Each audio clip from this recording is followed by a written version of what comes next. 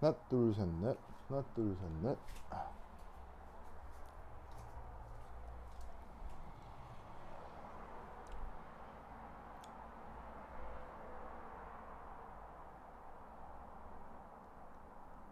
하나, 둘, 셋. 오, 도훈.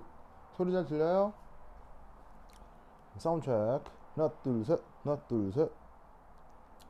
소리 잘 들어가요. 하나, 둘, 셋. 오케이. 좋아. 앵글이 잘 만나보지. 앵글, 앵글이.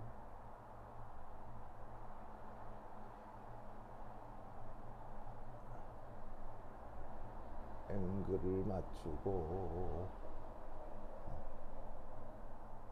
좋아. 자, 아이고. 앵글이 왜 이렇게, 이거 뜨지?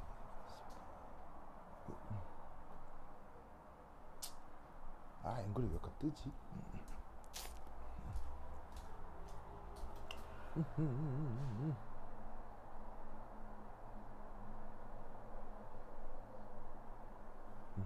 좋아.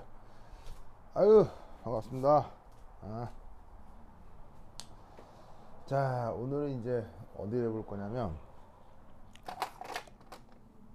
오늘은 이제 10장이에요, 10장. 10장. 콜스 10. 자, 보겠습니다. 자, 요 콜스 10에서 해볼 내용은 기본적으로 이제 여기 되겠어요.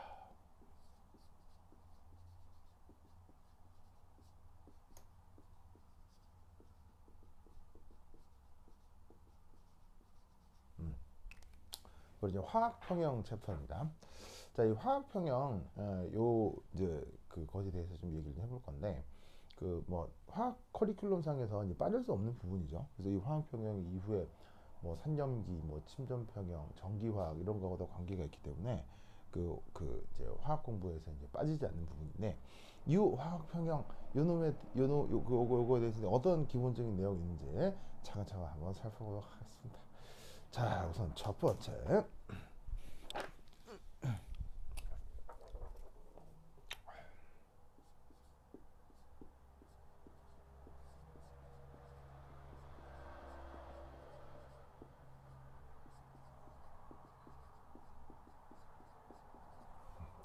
자, 이거.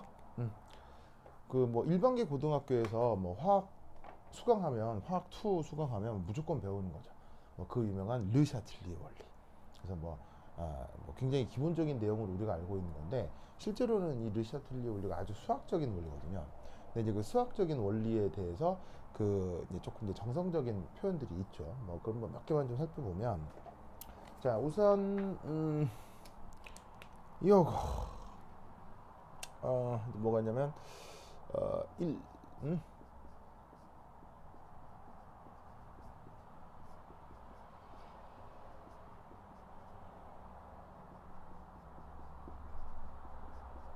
자, 화학 반응이 어떤 주어진 조건에서 뭐 잘 진행될 수 있느냐, 혹은 뭐 불가능하냐, 뭐 정반응이 되느냐, 역반응이 되느냐를 판단해주는 중요한 수식 관계가 하나 있죠.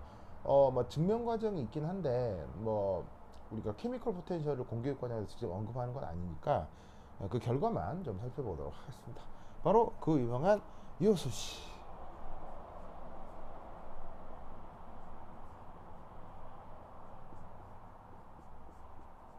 짜잔, 이게 되겠죠.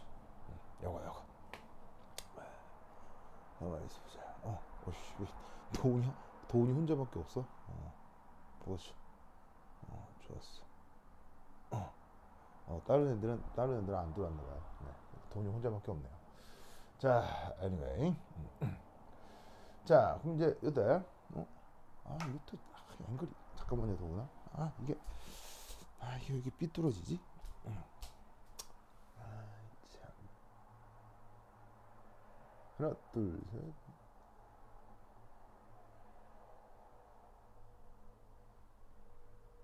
응?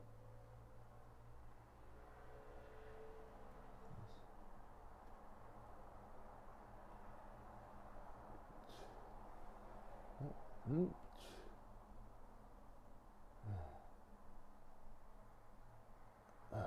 좋아. 아, 참. 자, 그래서 요 수식, 그래서 이제 여기에서 이 각각의 의미가 이제 뭔지 한번 살펴보면 바로 이제 첫 번째 여기에 있는 어디 갔어? 이렇게 쓰지 말고 여기 이제 동그라미로 표현되고 있는 요 표현죠. 요거. 이게 바로 이제 뭐예요? 바로 이제 표준 조건을 뜻하는 내용이고요. 그 다음에 여기에 있는 요 Q라고 하는 녀석은 우리가 반응 지수라고 하는 것이지요. 자, 그럼 여기 있는 이제 요 표준 조건 반응 지수 이제 어떤 조건이었는지도 기억나요? 자, 이 표준 조건. 이 표준 조건은 몇 가지 조건으로 구성이 되는데 이게 또 사실은 표준 조건이 약간 상황에 따라 좀 다양해요. 그래서 이제 언급하고 있는 그 뭐 이제 시스템에 따라서 표준 조건이 좀 달리 표현될 수도 있는데 뭐 그걸 감안해서 가장 이제 보통의 표현들을 한번 생각을 해볼게요. 우선 얘는 첫 번째 1 표준 조건은 어디 갔어? 지우개.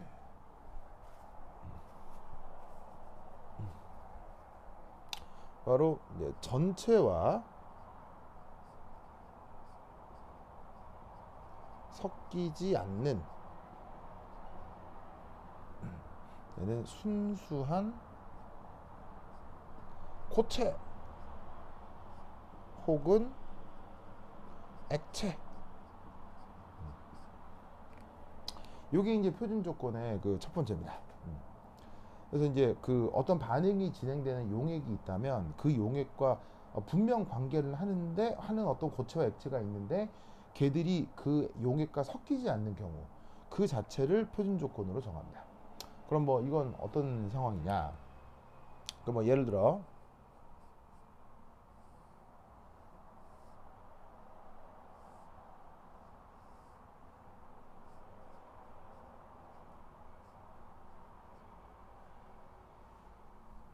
자, 이런 식으로 어떤 수용액이 있는데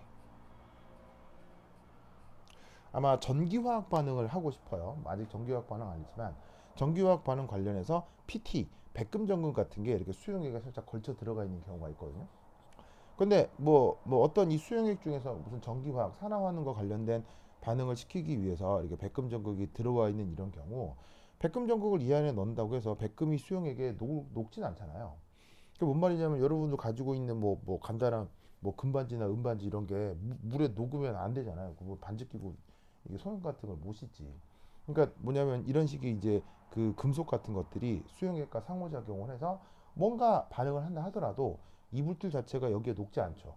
그러면 여기에 있는 이 전극 자체가 뭐다? 이게 바로 보시다시피 표준 조건이 되는 거예요. 아시겠죠? 그 다음 이제 또 어떤 경우 하나가 있을 수 있냐면 역시나 어떤 반응이 진행되는 수용액인데 그 수용액 아래쪽에 또 다른 액체인 수은 액체 같은 것들 이런 거. 자, 수은 아시죠?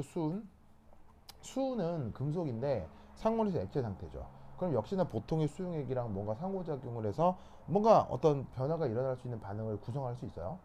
이때 여기 있는 수은 액체 같은 거 수용액과 섞이지 않고 순수한 액체 상태를 유지할 수 있죠. 그럼 이 액체 상태 또한 뭐가 된다? 표준 조건이 됩니다. 그래서 전체와 섞이지 않는 뭐 고체 전극, 그 다음에 전체와 섞이지 않는 이런 액체 성분 이런 것들이 물리학적으로 표준 상태로 정의가 됩니다. 자, 그다음 두 번째, 그래서 이제 이런 식의 전체와 섞이지 않는 순수한 고체와 액체 이런 애들은 이제 어떻게 생각을 할 수가 있냐면 바로 평형상수.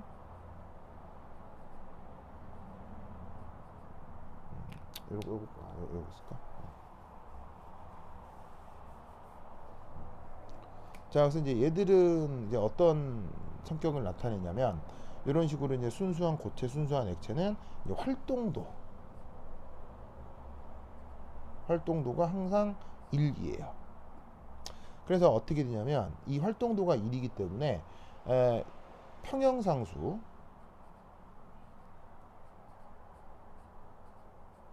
우리가 이제 K라고 쓰죠. 그 다음에 지금 여기서 언급하고 있는 반응지수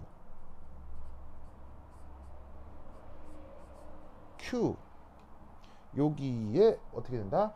표현되지가 않죠.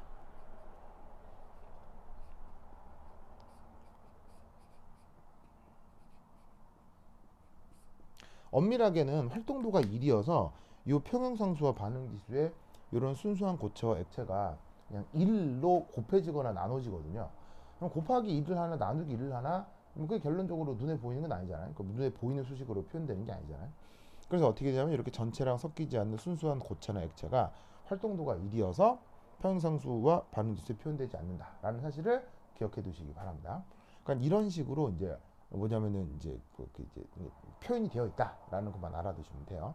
그리고 이제 이런 것들에 대해서 좀 더 물리학적으로 자세를 알려면 케미컬 포텐셜이라는 컨셉을 알아야 되는데 뭐 그거까지 그냥 이런 정도 기억해 두시면 되겠습니다. 자, 그다음에 두 번째. 자, 이 표준 조건이라고 하는 것에 대한 두 번째 내용입니다. 두 번째는 이게 되겠어요. 바로 용액 중 어떤 특징 용질이 있을 수 있죠. 그 농도가 1몰 기준일 때를 우리가 표준 조건이라고 하죠. 자, 그다음 세 번째는 기체 혼합물.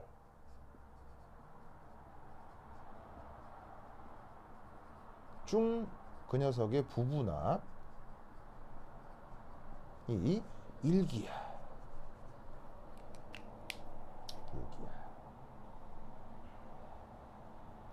그리고 마지막 마지막이라기보다는 보통 여기까지 온도 25도. 물론 이 온도는 상당히 가변적입니다. 상황에 따라서 다른 온도를 표준 조건의 온도로 정하기도 합니다. 근데 이제 보통 이렇게 된다는 얘기죠. 그래서 이렇게 이렇게 그 반응식상의 표현이 될 수는 있으나 실제 반응이 일어나는 용액과 섞이지 않는 고체, 섞이지 않은 액체, 그다음에 특별 용질이 여기 이제 수용액에 녹아 있는 어떤 특별 용질이라고 합시다. 그 용질 농도가 1몰. 그리고 만약에 반응에 기체가 관여한다고 할 때 그 녀석의 부분합 1기압, 그리고 해당 반응의 온도가 25도인 조건을 표준이라 하는데 그 표준 조건에 대해서 주어진 반응에서 측정된 깁스 에너지 변화들을 델타 G 노트 이런 식으로 표현을 한다 이런 말이에요. 아시겠죠? 이거 기억해 두시길 바랍니다. 자, 그리고 이쪽은 이제 반응지수는 여러 번 공부를 했을 거예요. 그 반응지수로 표현된 한 가지가 더해져서 어떤 특별 상황에서의 깁스 에너지 변화다 이렇게 이제 표현을 할 수가 있죠. 그럼 이때 이제 여기서 우리는 어떤 생각을 해볼 수가 있느냐? 바로 이게 되겠습니다. 첫 번째 1. 자, 만약에 이 반응이 정반응이 일어난다.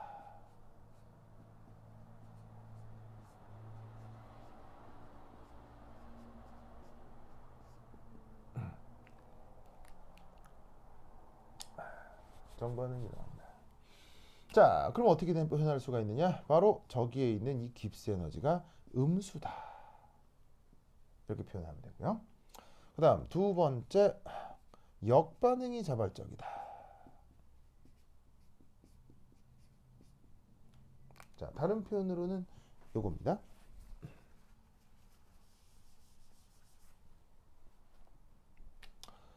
정반응이 불가능하다. 자, 이건 어떻게 표현할 수 있겠어요? 깁스 에너지 표현이 음수면 주어진 반응이 자발적이라고 할 때 불가능인 거는 얘를 어떻게 깁스 에너지 변화가 양수다. 이렇게 표현을 해볼 수가 있겠죠. 그러면 정반응이 불가능하다는 얘기는 다른 말로 역반응이 일어난다는 얘기입니다.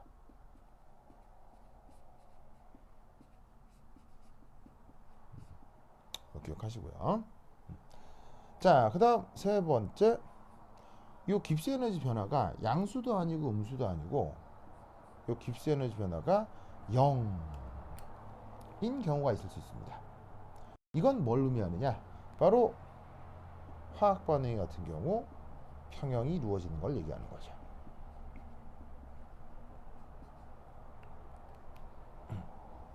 그래서 깁스 에너지 변화가 0이 될 때를 화학 평형이라고 하고, 이 경우 우리는 어떻게 되느냐? 여기 주어져 있는 이 반응 지수 Q가 K가 된다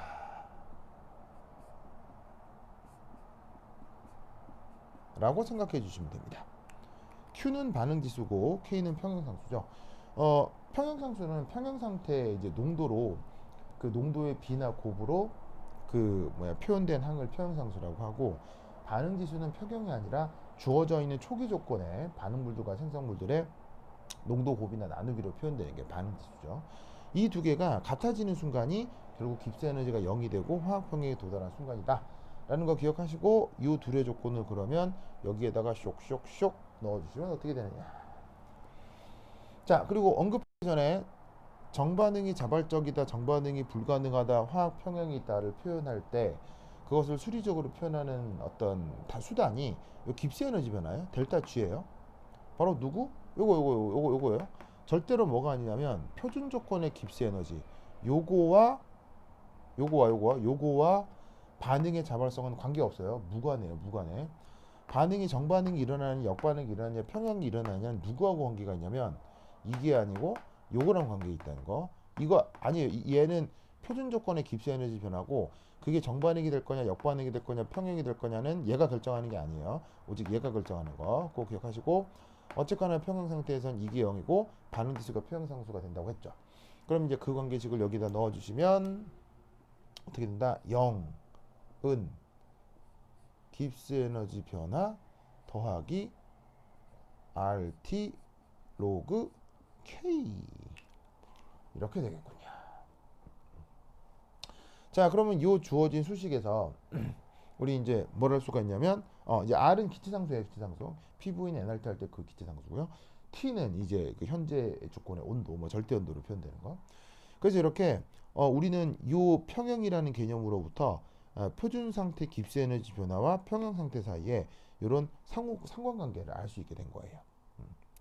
그럼 이때 여기서 우리는 뭘 할 수가 있냐면, 그렇다면 표준 조건의 깁스 에너지 변화가 마이너스 RT 로그 K구나. 이걸 알 수가 있다는 얘기죠. 그럼 이제 이 수식을 어디에 넣어? 이 수식을 여기에다가 다시 넣는 거예요. 그럼 저기다 다시 넣으면 어떻게 되겠어요?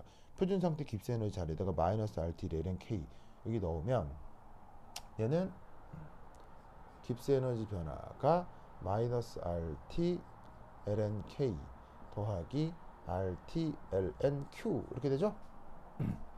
그럼 이제 ln이란 요거 로그니까, 로그가 이제 더하기 빼기로 연결되면 안에 알맹이들이 곱하기 나누기로 이제 바뀌어질 수가 있죠. 그럼 이때를 그렇게 감안을 해주면 RT 로그 K 오버 Q 이렇게 표현할 수가 있다 이런 말이죠. 됐죠? 이 조건을 꼭 기억해 두시기 바랍니다. 자, 그럼 여기에서 우리 이제 어떤 생각을 또 추가로 할 수 있냐면, 원래 이제 연력학 제2법칙에 의해서 주어진 정반응이 자발적일 때 깁스 에너지가 음수다 이런 식의 얘기를 했잖아요. 그러면 주어진 깁스 에너지 반응 반응에서 깁스 에너지 변화가 음수다라는 게 이제 최종적인 요 관계를 이용해서 또 다르게 이제 표현을 해볼 수가 있는 거예요. 그러면 이제 이때 어떤 생각을 해볼 수가 있느냐?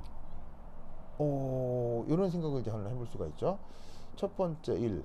델타 G가 음수의 다른 표현.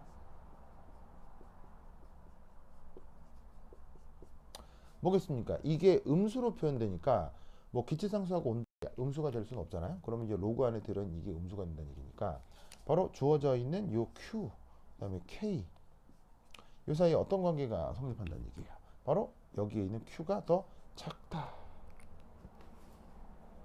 이렇게 표현된다는 얘기죠. 그래서 주어져 있는 조건에서 평형상수와 반응지수를 비교했을 때 평형상수보다 반응지수가 더 작은 경우 여기를 1보다 더 작은 숫자가 되는 거고, 로그를 취했을 때 이 값이 음수가 되는 거죠. 그럼 여기서 이제 우리는 어떤 생각을 좀 더 해볼 수가 있냐면 바로 요렇게 바로 평형 상태에 비해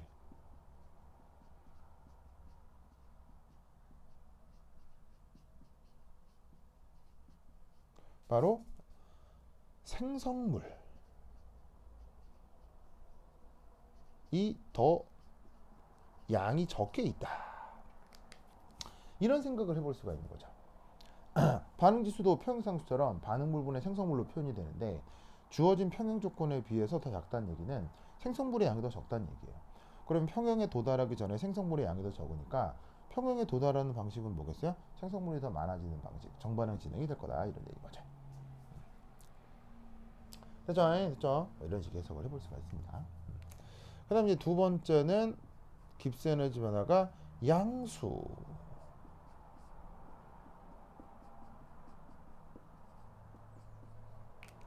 그러면 양수면은 요 조건이잖아요. 정반응이 불가능하고 역반응이 일어나는 거. 그러면 이제 그건 어떻게 표현을 해볼 수 있겠어요? 바로 요렇게 역반응이 표현된다를 요렇게 표현해 볼 수가 있는 거죠. 이게 양수란 얘기는 로그 안에 들어있는 이 부분이 1보다 크다는 얘기죠. 얘가 1보다 크려면 반응지수가 표현상수보다 커야지. 그럼 이건 어떻게 해석을 해주시면 되겠어요? 바로 부등호가 바뀌는 거니까 반대로 해석을 해주면 되죠. 바로 어떻게 된다? 평형 상태에 비해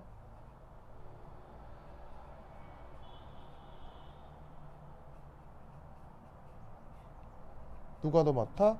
반응물이 더 많다.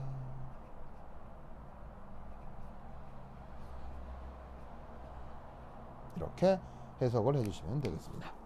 그러니까 평형 상태에 비해 반응물이 더 많으니까 뭐야 반응 많다 반응물이 많다 생성물이 적다 같은 말이죠. 아이 뭐 이렇게 오막 있었어?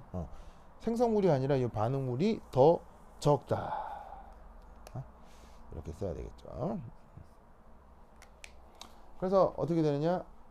평형 조건에 비해서 반응물이 더 적으니까 오히려 생성물이 더 많으니까 역반응이 진행이 돼서 반응물은 조금 더 많아지고 생성물은 적어진다. 그런 식의 해석을 할 수가 있죠. 그래서 이제 이 해석과 관련돼서 이제 가장 중요한 표현이 방금 언급한 요 수식이니까 관련해서 저 수식을 응용해 뭐냐면은 저 수식을 응용해 가지고 뭐냐면은 이제 이런 말이 생각이 안 나. 이렇게 말이 생각이 안 나. 이렇게 그렇지 이런 정성적인 분석을 할 때 잘 표현을 해주시기 바랍니다. 오케이 됐다. 또 소리 잘 들어가죠? 잘 보여요? 하나 둘 셋, 하나 둘 셋.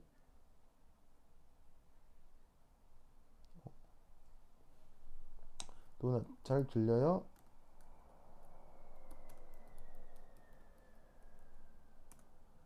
하나 둘 셋, 하나 둘 셋. 안 끊겨요? 조금씩 끊겨요? 네 이거 약간 끊긴다. 그런가요? 조금 끊겨요? 끊겨요?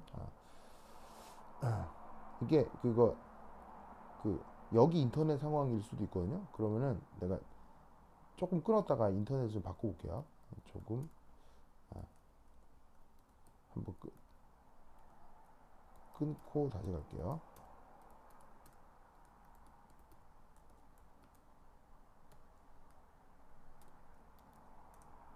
네, 이게 아마 인터넷 회선 때문인 것 같아요. 잠깐만 기다려주세요.